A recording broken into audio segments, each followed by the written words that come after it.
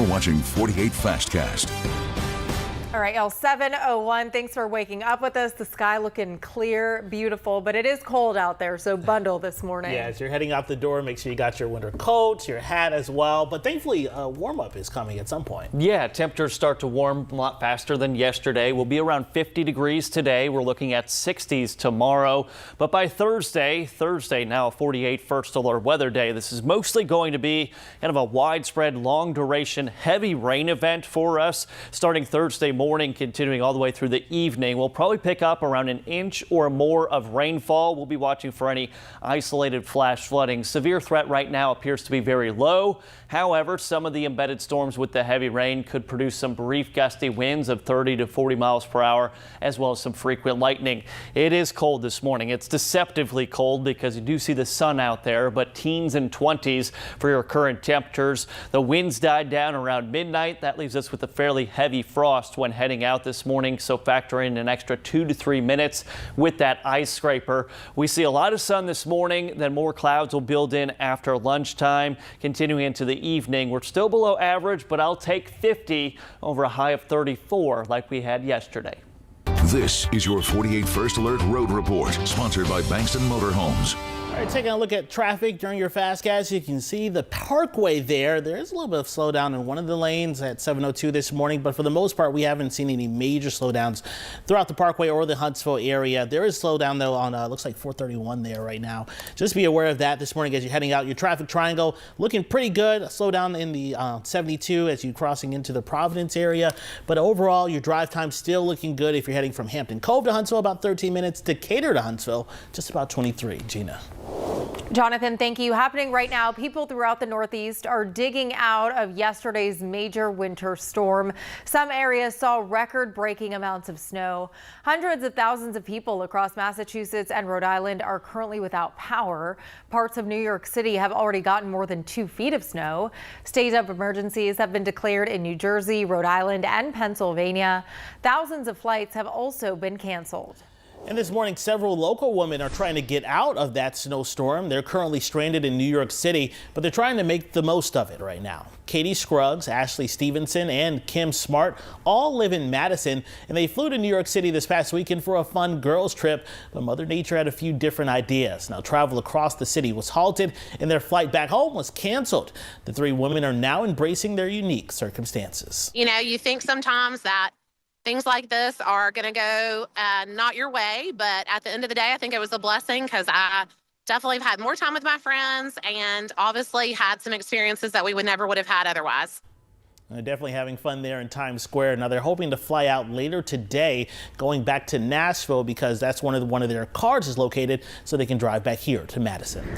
All new this morning, one Lauderdale County family lost their home in a fire. This happened yesterday in the Oakland community. Thankfully, no one was home at the time, but the house is a total loss. A neighbor told our media partners at the Times Daily she knew something was wrong after smelling smoke. Investigators believe the fire started in a bedroom in the center of that home. Happening right now, a Colbert County judge is considering whether a woman convicted of animal cruelty should have to pay thousands of dollars to an animal shelter. Deborah Catledge claims the legal case against her is full of errors. That's why she says she should not have to pay restitution to care for the animals that were seized from her property. She's currently serving a 9-year prison sentence after nearly 20 horses and more than 40 dogs were rescued from her property in 2023. Many of those animals were in bad shape. Now, the judge in the case says he'll rule sometime this week on whether Catledge needs to pay the shelter. She's also refusing to turn over custody of those horses. Well, right now, Limestone County investigators are looking deeper into a home invasion. The sheriff's office believes the suspect who ended up getting shot did this to steal some money. The suspect has been identified as Tanner Phillips.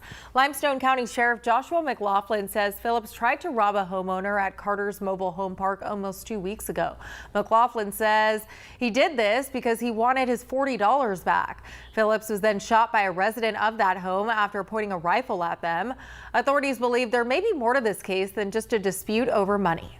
Obviously, you show up with a rifle, a gun, a vest, ski mask, and other things. He had other intentions. It wasn't just for $40. Whether it be he was going to try to get something else, whatever the case may be. But like I said, we don't have any more evidence at this time to suggest what that may have been. Phillips did survive. He has since been charged with robbery and burglary. He's also been denied bond. Well, a new piece of technology has helped the Huntsville Police Department arrest a kidnapping suspect. Officers used a license plate recognition reader to find that suspect and were told he was traveling with a 16-year-old teenager who he kidnapped. Authorities learned that the suspect had recently driven through Huntsville and then was later found in Madison County. The 16-year-old was found safe at a business on University Drive. Police have not released the name of that alleged kidnapper. A DeKalb County sexual predator will spend the next several years in prison. Kenneth Finlayson of Valley Head was sentenced yesterday. He previously pleaded guilty to a charge of sexual abuse of a child under 18. He received a 10-year suspended sentence with 36 months to be served. That means he'll spend 3 years in prison, and if he violates the terms of his release, he'll be sent back to prison to serve the remainder of that sentence. He's also being ordered to pay thousands of dollars in restitution. Well, happening right now, the Mexican military is continuing to fight with members of the Jalisco New Generation cartel. This comes after the cartel's leader was killed, El Mencho. Now, El Mencho was perhaps the most wanted drug lord in all of Mexico. He was killed on Monday. Now, since this happened, violence has escalated between the military and cartel members. Dozens of people have been killed in this violence. Tourists in Puerto Vallarta are being advised to shelter in place, and many U.S. travelers are also stranded since so many flights have been canceled. One of those stranded travelers includes a Central Alabama mother. Sharice Melton of Chilton County is currently staying inside in Puerto Vallarta. Now, she says members of the Jalisco cartel are destroying cell towers and lighting cars on fire. Melton and her daughter were supposed to leave Mexico yesterday, but their flight was canceled. She says just getting to the airport now is nearly impossible. The gas service, the bus, everybody works for the cartel, so they're up under them, so they wouldn't dare disrespect them or to violate orders or something. So you're not going to get a taxi, you're not going to get a bus, you're not going to do anything. Melton says she's relying on her faith to help her get through the situation. She also says stores have been damaged and set on fire. There are even reports that cartel members have laid spike strips on the busy roads leading to the airport. Well, right now, 2 Tennessee lawmakers are working on a bill that, if approved, could open the door for women who get an abortion to be sentenced to death. Now, the bill would classify abortion as, quote, homicide of an unborn child, end quote. This would allow for prosecutors to seek the death penalty against anyone who either receives an abortion or helps another person get an abortion in the state. Women who get an abortion could also be charged with murder. Now, one of the bill's sponsors, State Senator Mark Pody, says his bill is not gaining a lot of support right now. He says he's open to changing some of the provisions in the measure. We are talking about human life, and we want to make sure that we're protecting human life here in Tennessee. Talking to some of my Senate colleagues, we don't have the votes to move something like that in the Senate at this moment. Now, if this measure passes, women who have gotten abortions in the past would not be prosecuted. State Representative Jody Barrett is also supporting the measure, but he has not commented publicly on this bill. Well, happening later today, President Donald Trump will give his first State of the Union address of his second term. He's expected to talk about the economy, the state of health care, and border security. Many Democratic lawmakers are planning to skip the event as a sign of protest. You can watch the State of the Union right here on WAFF at 8 p.m. Well, 7:09 this morning and recovering your community. If you're driving by Clinton Avenue, you've probably noticed 2 large buildings under development for the past 2 years. Yeah, that is phase 1 of the Front Row Development Project. It will include luxury apartments and retail stores. 48 Sarah Grace Kennedy joins us live in downtown Huntsville. Sarah Grace, the goal here is to bring more people downtown. Well, as you can see behind me, significant progress has been made to this project, and those 2 buildings will house over 500 apartments, office spaces, retail spaces, and even a public plaza. And the 2 buildings will share over 40,000 square feet of common spaces, including 2 gyms, workspaces, and multiple pool decks. There will also be rooftop lounges and event spaces where residents can gather and socialize. Daniel Shields, co-manager of Front Row, said that high-end restaurants and shops are already interested in the project. He tells me that an official announcement on that will be coming soon. Shoals says that companies relocating to Huntsville sometimes struggle to attract talent because the city lacks a downtown lifestyle, but Front Row will help fix that. I think one of the challenges that a lot of the large employers have in recruiting talent is that today's millennial employee likes to live downtown, have convenience, likes a walkable community. So that doesn't exist today in Huntsville. Certainly not in a major way, certainly not downtown. This project is going to be transformative to Huntsville. The first building is expected to welcome residents this summer, and the second building is expected to open early 2027. Live in Huntsville, Sarah Grace Kennedy, 48 on your side. Well, this morning, the Rocket City Trash Pandas are running out of time to build a new locker room. The team needs to have one so it can meet current Major League Baseball standards. Every team in the MLB is required to have a female locker room finished by the start of the 2026 season. As of now, the Trash Pandas are one of the last teams to comply with this order. Team GM Garrett Farman says construction crews are currently running behind schedule. He also doesn't know if the work will be done on time. It's not known what consequences the team could face if that locker room is not finished. Well, there's one thing that Huntsville has a lot of, and that is restaurants. Yeah, but on the flip side, though, there aren't quite enough workers to staff those restaurants, and that's why one local organization is trying to help. 48's Claudia Pepperhorse joins us live from the South Huntsville Public Library. And Claudia, Hatch Huntsville is a workforce development program that aims to give young adults the opportunity to build a career in culinary and the hospitality field. Yeah, Jonathan, that's exactly right. And they do that through an 8-week training program where they get hands-on experience and even a paycheck. Also the opportunity to work here at the Hatch Cafe. Take a look.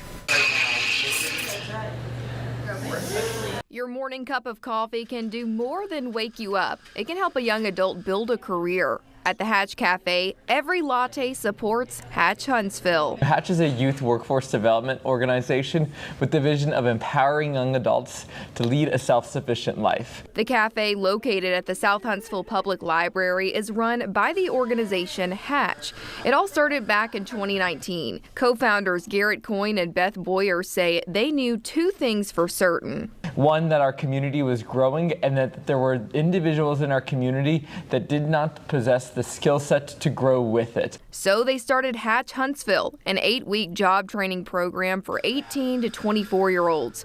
It focuses on the culinary and hospitality industries, but Boyer says their curriculum goes much further. We chose culinary because there's such a low barrier to entry and there's so much of there's a a great need in this city. So we chose that, but that's just a pathway into once you're sustainable, once you've got that stability in your life, then you can go on to do just about anything. Students receive valuable training and cold, hard cash, a $1,250 stipend paid weekly. After graduation, the hatchlings head off to the workforce, trained and ready to take on the world. We want to give them that ability to be able to hatch. That's where it comes from, hatch from where they are to where we know that they can be. Some hatchlings even join the team at the Hatch Cafe, like Andrew Lux.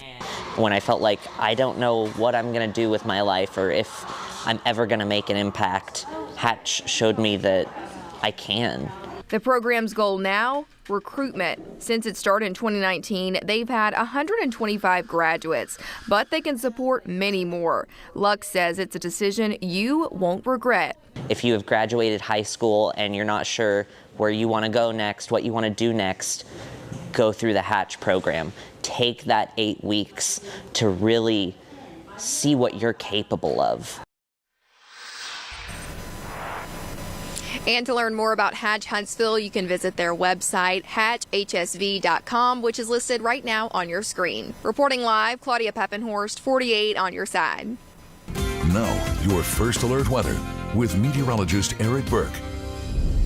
Well, good morning once again, everyone. It is very cold out the door. Temperatures right now in the teens and 20s. We've got some frost to deal with, but at least we've got early sunshine. And that February sun will boost our temperatures still below average, but around 50 degrees. Cloudy tomorrow, first alert weather day for rain and potentially a few embedded storms on Thursday. Could see an inch or more of rainfall the Friday and the weekend.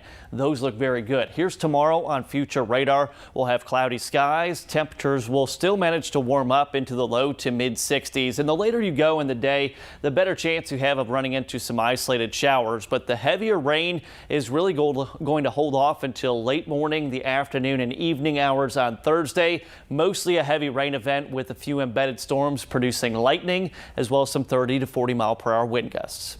Gadsden, Etowah County specifically, has no indoor pools.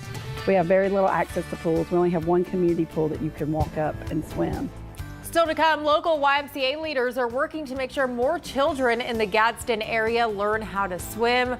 We tell you more about this effort ahead. Whoa, baby, don't it feel like it?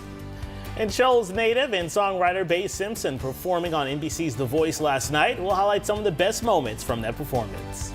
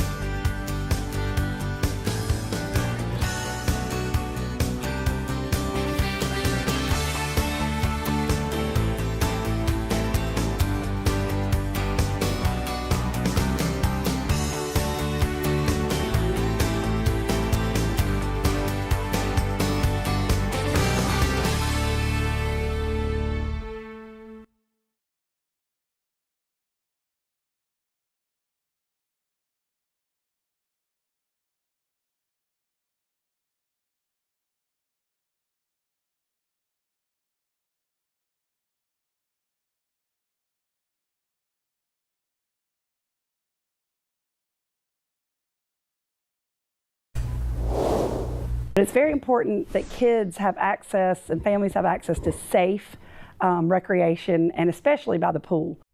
Right now, officials with the Coosa Valley YMCA in Gadsden are working to make sure that as many children as possible know how to swim. YMCA leaders are planning to give swim lessons to elementary school age children across Gadsden. Coosa Valley CEO Heido Darbo says this is the perfect time to give the lessons since more public pools are being planned for the area. That includes a new aquatic center next year. Some of the lessons have already been taught to kids in Attala, Southside, and Hokes Bluff. Hokes Bluff Mayor Scott Reeves says the children in his city will be safer thanks to this instruction. We want to make sure that there's no horseplay and no running. You got to really be strict and keep an eye on them. And we went from 2 lifeguards in the previous years. During COVID, we went to 3. So we have 2 sitting on stands and 1 walking just for an extra set of eyes. Children throughout Gadsden will soon be given water safety kits and even comic books in school to help them learn about water safety. Well, check this out. Some Athens cheerleaders were honored by city leaders. This comes after the team won a cheerleading competition in Orlando. The Athens High School cheerleading team was honored last night during the council meeting. They won the International Cheer Union World Cheerleading Championship earlier this month.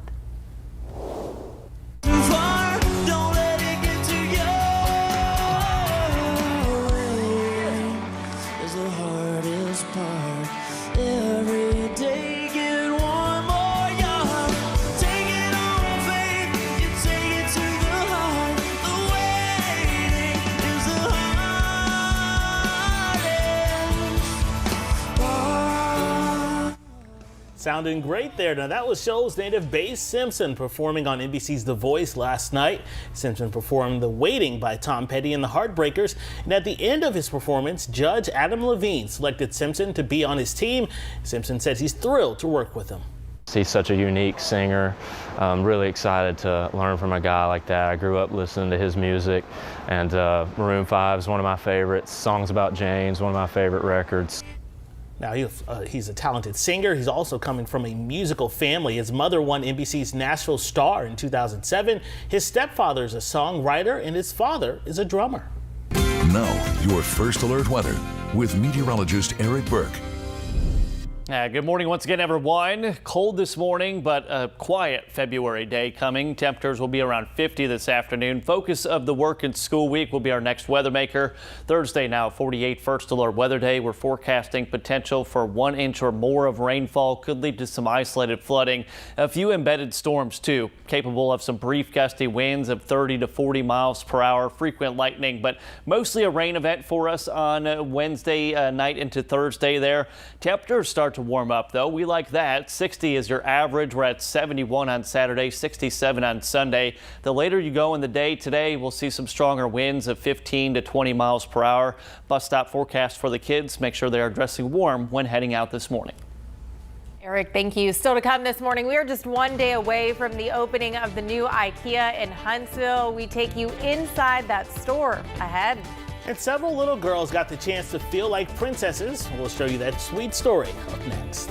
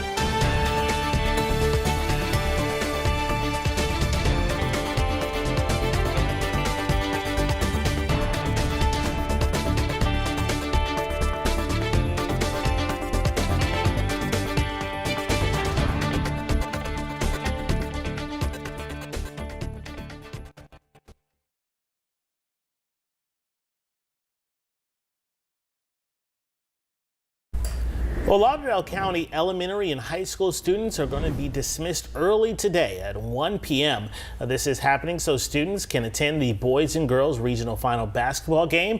Both of those games are against Mars Hill. Now, all other Lauderdale County schools will have normal schedules. Well, in just one more day, you'll be able to shop at the new IKEA in Huntsville. And this morning, we're taking you inside that store. Now, this will be the first IKEA in Alabama, and it's right in our backyard.